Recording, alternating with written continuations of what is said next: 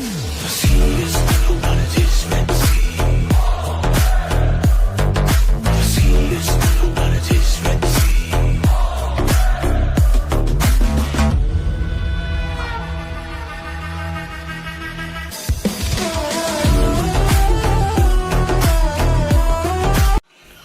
On excellence. ലക്ഷ്യങ്ങൾ കൃത്യമാണെങ്കിൽ വിജയം നമ്മുടെ കൈകളിലുണ്ടാവും. ശരിയല്ലേ? പ്ലസ് 1 പഠനം ഏറ്റവും ലളിതവും എന്നാൽ ഏറ്റവും മികച്ച രീതിയിൽ പഠിച്ചെടുക്കുവാൻ KKMS മിഷൻ ഒരുക്കുന്ന ഗാന്ധിയ ബാച്ചിലേക്ക് എല്ലാ പ്രിയപ്പെട്ട പ്ലസ് 1 വിദ്യാർത്ഥികൾക്കും സ്വാഗതം. I am Krishnakumar MS. നമ്മൾ പഠിക്കാൻ പോകുന്നത് പ്ലസ് 1 മാത്തമാറ്റിക്സിലെ ഫസ്റ്റ് ചാപ്റ്റർ ആയ സെറ്റ്സ് ആണ്. നമ്മുടെ ചാപ്റ്ററിലേക്ക് കിടക്കും. ഹൈ ഡിയേഴ്സ്, നമ്മൾ പ്ലസ് 1 മാത്തമാറ്റിക്സിലെ ആദ്യ ചാപ്റ്ററായ സെറ്റ്സിലേക്ക് കിടക്കുകയാണ്. ഓക്കെ, ഈ ഒരു വീഡിയോയിൽ നമ്മൾ ചർച്ച ചെയ്യുന്നത് സെറ്റ്സിന്റെ ഒരു ഇൻട്രൊഡക്ഷനും പിന്നെ സെറ്റ്സ് എങ്ങനെ റെപ്രസെന്റ് ചെയ്യാമെന്നും പിന്നെ അതുപോലെ തന്നെ നമ്മളിതുവരെ പഠിച്ചു തരുന്ന നമ്പർ സിസ്റ്റം എങ്ങനെയൊക്കെ ഒന്ന് ഡിനോട്ട് ചെയ്യാന്നൊക്കെയാണ് പറഞ്ഞു വയ്ക്കുന്നത്.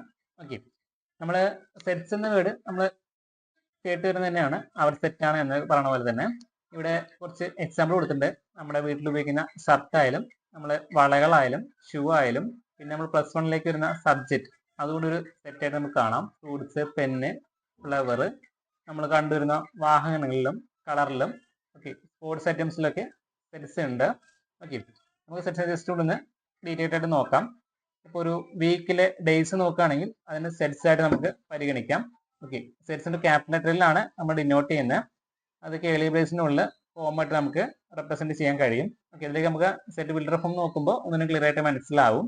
ഓക്കെ, അപ്പോൾ വീക്കിലെ ഡേയ്സ് നോക്കുമ്പോൾ Monday, Tuesday, Wednesday, Thursday, Friday, Saturday, Sunday എന്നിങ്ങനെയാണ് അതിനോട് ഡേയ്സ് വരിക. അപ്പോൾ നമുക്ക് സെറ്റ് ആയിട്ട് പരിഗണിക്കാം. അതുപോലെ തന്നെ ഇയറിലെ മന്ത്സും നമുക്ക് അങ്ങനെ പരിഗണിക്കാം. ജനുവരി, ഫെബ്രുവരി എന്ന് പറഞ്ഞിട്ട് 12 മാസം അങ്ങനെ എഴുതി വെക്കാവുന്നതാണ്. അതുപോലെ തന്നെയാണ് നമ്മുടെ ഇംഗ്ലീഷ് ആൽഫബറ്റ്സിലെ വവൽസ് നോക്കുകയാണെങ്കിലും അതുപോലെ തന്നെയാണ്. ഓക്കെ, AEIOU അങ്ങനെ നമുക്ക് എഴുതി വെക്കാം. ഇതിൽ ഓർഡർ നോക്കേണ്ട ആവശ്യമില്ല, നമുക്ക് എങ്ങനെ വേണമെങ്കിലും എഴുതാവുന്നതാണ്. പിന്നെ സിഗ്നലിൽ കാണുന്ന ഈ ഒരു ലൈറ്റിന്റെ കളർ ആണെങ്കിലും നമുക്ക് അങ്ങനെ സെറ്റ്സിന്റെ രൂപത്തിൽ എഴുതാം.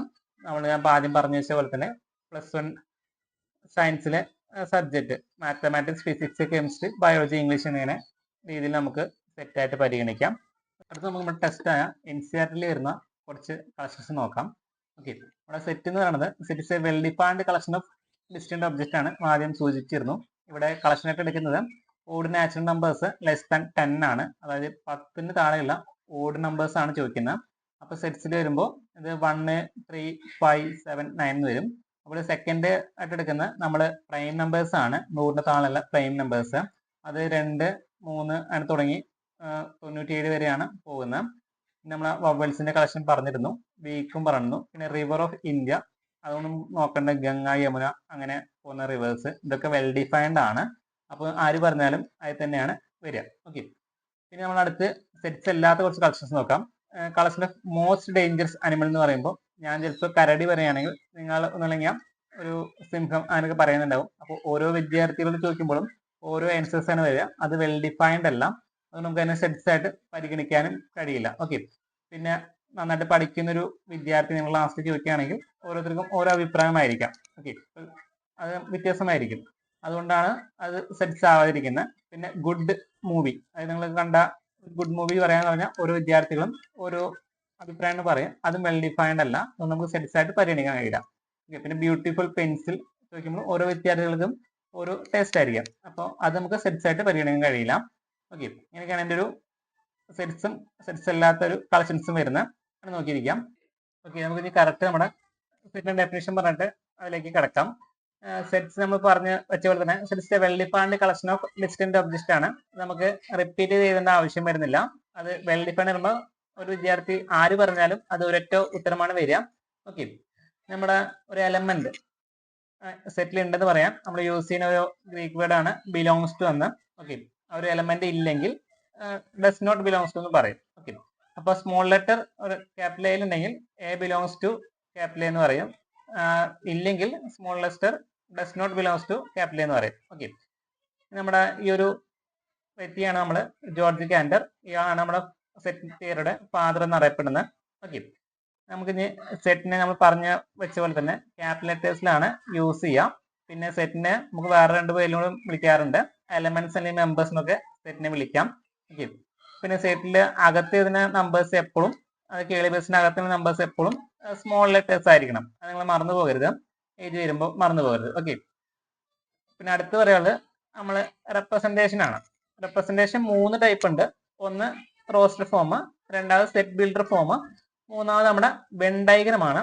വെൻ ഡയഗ്രം പറയുമ്പോൾ കുറച്ച് നേരം പറഞ്ഞിട്ട് നമുക്ക് വെൻ ഡയഗ്രത്തിൽ കിടക്കാം. അപ്പൊ ഈ ഒരു വീഡിയോ നമ്മൾ ചർച്ച ചെയ്യുന്നത് റോസ്റ്റർ ഫോമും അതുപോലെ തന്നെ സെറ്റ് ബിൽഡർ ഫോമും ആണ്. ഓക്കെ. നമ്മൾ സെറ്റിന്റെ ഡെഫിനിഷൻ പറഞ്ഞു. നമ്മുടെ അതുപോലെ തന്നെയാണ് ഇപ്പോൾ ഇത് നമ്മൾ കണ്ടിട്ടുണ്ടാവും. ആ ഒരു രീതിയാണ് നമ്മുടെ റോസ്റ്റർ ഫോം അല്ലെങ്കിൽ ടാബ്ലർ ഫോം എന്ന് പറയുന്നത്. ടാബ്ലർ ഫോം ക്യാപിറ്റൽ എയിൽ എഴുതിയിട്ട് ഈക്വൽ ടു ഇട്ട് നമ്മൾ കേളി ബേസ് ഓപ്പൺ ചെയ്തിട്ട് അതിന്റെ എലമെന്റ്സിനെ ഫോം കൊണ്ട് സെപ്പറേറ്റ് ചെയ്യും. എന്നിട്ട് കേളി ബേസ് ക്ലോസ് ചെയ്യാണ് ചെയ്യുന്നത്. ഓക്കെ. നമ്മളത് ഇവിടെ സൂചിപ്പിച്ചിട്ടുണ്ട്. ഓക്കെ. ഇവിടെ അതിന്റെ നോട്ട്സ് ആയിട്ട് പറയുമ്പോൾ നമ്മൾ ആദ്യം സൂചിപ്പിച്ച കാര്യങ്ങൾ തന്നെയാണ്. ഇപ്പോൾ ഇംഗ്ലീഷ് ആൽഫബറ്റ്സിൽ ലെറ്റേഴ്സ് എഴുതുമ്പോൾ നമ്മൾ ഏത് ഓർഡറിൽ എഴുതാം നമുക്ക്. ഓക്കെ. AEIOU എന്ന് എഴുതുന്നതിന് പകരം AIOE എങ്ങനെ എഴുതാം, ഈ ഓർഡറിലേക്ക് നമുക്ക് എഴുതാം. ഏത് ഓർഡറിൽ നമുക്ക് എഴുതാവുന്നതാണ്. പിന്നെ റോസ്റ്റർ ഫോമിൽ റിപ്രസെന്റേഷൻ ആവശ്യമില്ല. ഓക്കെ. റിപ്പീറ്റ് ചെയ്യേണ്ട ആവശ്യം നമുക്ക് വരുന്നില്ല. ഇപ്പോൾ ബെറ്റർ എന്നുള്ളതിൽ ഒരു BETR മാത്രം എഴുതിയാൽ മതി. ആൽഫബറ്റ്സ് അങ്ങനെ റിപ്പീറ്റ് ചെയ്യേണ്ട ആവശ്യം ഇവിടെ വരുന്നില്ല. അതാണ് ഒരു റോസ്റ്റർ ഫോമിന്റെ രീതി വരുന്നത്. സംശയം നമുക്ക് ചോദിക്കാവുന്നതാണ്. താഴെ വാട്സ്ആപ്പ് ഗ്രൂപ്പ് നൽകിയിട്ടുണ്ട്. ഓക്കെ. നമുക്ക് സെറ്റ് ബിൽഡർ ഫോമിലേക്ക് പോവാം. റോസ്റ്റർ ഫോമിന് സെറ്റ് ബിൽഡർ ഫോമിലേക്ക് വരുമ്പോൾ നിങ്ങൾക്ക് ഒരു കാര്യം ഞാൻ സൂചിപ്പിക്കുന്നുണ്ട്. നമുക്കൊരു സെറ്റ് പറയാണ് റിയൽ നമ്പേഴ്സ് ഫ്രം 1 to 9. അപ്പോൾ 1 മുതൽ 9 വരെയുള്ള റിയൽ നമ്പേഴ്സ് എഴുതാൻ പറയുകയാണ്. അപ്പോൾ നിങ്ങൾ ഇങ്ങനെയാണ് എഴുതിച്ചെങ്കിൽ അത് തെറ്റാണ്. ഇങ്ങനെ എഴുതണമെങ്കിൽ തെറ്റാണ് വരുന്നത്. അങ്ങനെയല്ല അത് അതിൻ്റെ വരുന്നുണ്ടാവാം. ഓക്കെ. അപ്പോൾ നിങ്ങൾ ഇങ്ങനെ എഴുതാൻ സാധിക്കില്ല. ഇങ്ങനെ എഴുതിയത് തെറ്റായിട്ടാണ് നമ്മൾ പരിഗണിക്കുക. ഓക്കെ. നമ്മുടെ 1.2 അങ്ങനെ നിറയെ റിയൽ നമ്പേഴ്സ് ഈ ഒരു സെറ്റിനകത്ത് വരുന്നതായിരിക്കും. അപ്പോൾ നമുക്കിങ്ങനെ റോസ്റ്റർ ഫോമിൽ ഡിഫൈൻ ചെയ്യാൻ കഴിയില്ല. അങ്ങനെ ഒരു ടൈമിലാണ് നമ്മൾ ഇവിടെ ഒരു സെറ്റ് ബിൽഡർ ഫോം ആവശ്യം വന്നത്. ഓക്കെ. സെറ്റ് ബിൽഡർ ഫോം നമുക്ക് റെപ്രസെന്റ് ചെയ്യണമെങ്കിൽ ഒരു സിംഗിൾ കോമൺ ക്യാരക്ടർ പ്രോപ്പർട്ടി വേണം. അതിനുള്ളിൽ ഉൾപ്പെടണം. നമ്മുടെ ഉദ്ദേശിക്കുന്ന സെറ്റ്സ് എല്ലാം ഉൾപ്പെടണം. ഓക്കെ. അത് നമ്മൾ എഴുതുന്ന രീതി ഇതാ ഇങ്ങനെയാണ്. നമ്മൾ എഴുതുമ്പോൾ അതേ പുറകം തന്നെയാണ് എ ആണ് സെറ്റിനെ നോട്ടേറ്റ് ചെയ്യുക. ഈക്വൽ ടു ഇട്ട് കേളി ബേസ് ഓപ്പൺ ചെയ്തിട്ട് ഒരു S such that S is A real number and 1 less than S less than 9. ഇങ്ങനെയാണ് അതിൻ്റെ ഒരു രീതി വരുന്ന ഈ ഒരു സെറ്റിന്റെ രീതി. ഓക്കെ. ഇതുപോലെ തന്നെ നമുക്ക് set of all prime numbers less than 100 ഇത് നമുക്ക് റോസ്റ്റർ ഫോമിൽ എഴുതാം. അപ്പൊ ഇങ്ങനെ നമുക്ക് നീട്ടി എഴുതി പോകുന്നതിന് പകരം ഈ ഒരു രീതി നമുക്ക് എഴുതാവുന്നതാണ്. B equal to curl brace open ചെയ്തിട്ട് S such that S is a prime number less than 100 എഴുതി കഴിഞ്ഞാൽ കഴിഞ്ഞു. അപ്പൊ അങ്ങനെ നീട്ടി എഴുതേണ്ട ആവശ്യം വരില്ല. നമുക്ക് റോസ്റ്റർ ഫോമിൽ എഴുതാം, പക്ഷെ നമുക്ക് സിമ്പിൾ ആക്കാൻ വേണ്ടിയിട്ട് ഇങ്ങനെ എഴുതാവുന്നതാണ്. ഓക്കെ. അതാണ് ഇതിൻ്റെ ഒരു സെറ്റ് ബിൽഡർ ഫോമിന്റെ രീതി വരുന്നത്. ഓക്കെ. ഇതൊക്കെ നമ്മുടെ സ്റ്റാൻഡേർഡ് നൊട്ടേഷൻസ് തന്നെ, അല്ലെങ്കിൽ സ്റ്റാൻഡേർഡ് നമ്പേഴ്സ്. നമ്മൾ എണ്ണി പഠിച്ചിരുന്ന നാച്ചുറൽ നമ്പേഴ്സിൽ 1, 2, 3 ഇത് നമ്മൾ നൊട്ടേറ്റ് ചെയ്യുന്ന ഈ ഒരു N എന്ന ക്യാപിറ്റൽ നമ്പർ ബേസ്ഡ് ആണ്. ഇത് കടുപ്പിച്ച് കൊടുത്തിട്ടുണ്ടാവും ക്വസ്റ്റ്യൻ പേപ്പറിലേക്ക്. അവനെ കണ്ട് ഞങ്ങൾ വിചാരിക്കേണ്ടത് നാച്ചുറൽ നമ്പേഴ്സും സെറ്റിനെയാണ് റെപ്രസെന്റ് ചെയ്യുന്നതാണ്. അപ്പോൾ ഇതിനായിട്ട് 0 ആഡ് വന്ന ഹോൾ നമ്പേഴ്സ് ആണ്. ഓക്കെ. നമുക്ക് ഇങ്ങനെ നമ്മൾ നോട്ടിൽ എഴുതുമ്പോൾ ഇങ്ങനെയാണ് എഴുതേണ്ടത്. ഒരു വര വരച്ചിട്ട് ഒരു N കൊടുത്തു കഴിഞ്ഞാൽ അത് നമുക്ക് നാച്ചുറൽ നമ്പേഴ്സ് ആയിട്ട് കണക്ക് കൂട്ടാം. അതുപോലെ തന്നെ ഒരു വര വരച്ചിട്ട് W കൊടുത്തു കഴിഞ്ഞാൽ നമുക്കത് ഹോൾ നമ്പേഴ്സ് ആയിട്ട് കണക്ക് കൂട്ടാം. ഓക്കെ. അപ്പം ഇൻഡിജേഴ്സ് എഴുതുമ്പോൾ Z ആണ്. Z നമുക്ക് ഇങ്ങനെ വരച്ചിട്ട് അതിന് സൈഡിൽ കുറച്ച് വരച്ചു കൊടുത്താൽ അത് നമുക്ക് ഇൻഡിജേഴ്സിന് സെറ്റായിട്ട് കണക്ക് കൂട്ടാം. പിന്നെ Q ഉണ്ട്. റാഷണൽ നമ്പേഴ്സ് P/Q വരുന്നത്. Q നമുക്ക് 0 ആവില്ല, അങ്ങനെ വരുന്നത്. അപ്പോൾ Q നമുക്ക് ഇങ്ങനെ വരച്ചിട്ട് അതിന്റെ മുകളിൽ കൂടെ ഒരു വരയും വരച്ചിട്ട് നമുക്ക് Q ആയിട്ട് കൊടുത്താൽ മതിയാവും. ഓക്കെ. അല്ലെങ്കിൽ ഉള്ളിൽ ജസ്റ്റ് ഇങ്ങനെ എഴുതിയാലും അത് ആവുന്നതായിരിക്കും. ഓക്കെ. ഒരു വര കൊടുത്താൽ മതിയായിരിക്കും. ഇങ്ങനെയാണ് റാഷണൽ നമ്പേഴ്സിനെ എഴുതുന്നത്. പിന്നെ റിയൽ നമ്പേഴ്സിൽ ഇങ്ങനെയാണ് വരുന്നത്. ഒരു വര വരച്ചിട്ട് 6 കൊടുത്താൽ റിയൽ നമ്പേഴ്സ് ആയിട്ട് മാറും. ഓക്കെ. അപ്പൊ നമുക്ക് അങ്ങനെ കൊടുക്കാവുന്നതാണ് റിയൽ നമ്പേഴ്സിന്. പിന്നെ പോസിറ്റീവ് ഇൻഡിജേഴ്സിന് Z കൊടുത്തിട്ട് ഒരു പോസിറ്റീവ് ഇത് കൊടുത്താൽ മതി. അപ്പൊ പോസിറ്റീവ് റിയൽ നമ്പേഴ്സ് ആവും. അപ്പൊ പിന്നെ പോസിറ്റീവ് റാഷണൽ നമ്പേഴ്സിന് നമുക്ക് അതിന് കൊടുക്കാവുന്നതാണ്. റാഷണൽ നമ്പേഴ്സിന് നമുക്കൊരു Q കൊടുത്തിട്ട് പോസിറ്റീവ് ഐക്യം കൊടുത്തു കഴിഞ്ഞാൽ പോസിറ്റീവ് റാഷണൽ നമ്പേഴ്സ് ആയി. ഓക്കെ. അതുപോലെ തന്നെയാണ് ആറിന്റെ മുകളിൽ ഒരു പ്ലസ് ഐക്യം വരുന്നത് പോസിറ്റീവ് റിയൽ നമ്പേഴ്സ് ആണ്. ഇങ്ങനെയും കൂടി നമുക്കത് കാണിച്ചിരിക്കും ടെക്സ്റ്റ് ബുക്കിലും. അതുപോലെ തന്നെയാണ് നമ്മുടെ ക്വസ്റ്റ്യൻ പേപ്പറിലൊക്കെ വരിക. അപ്പൊ നമ്മളൊന്ന് ശ്രദ്ധിച്ചിരിക്കാം. ഓക്കെ. ഇനി നമുക്ക് അടുത്ത വീഡിയോയിൽ ഇതിന്റെ ഡീറ്റെയിൽ ആയ കാര്യങ്ങൾ നോക്കാം. ജസ്റ്റ് ഒരു ഇൻട്രോ എന്ന രീതിയിൽ ഒരു പാർട്ട് 1 ആയിട്ട് ചെയ്തതാണ് സിമ്പിൾ ആയിട്ട്. Okay. Thank you for watching.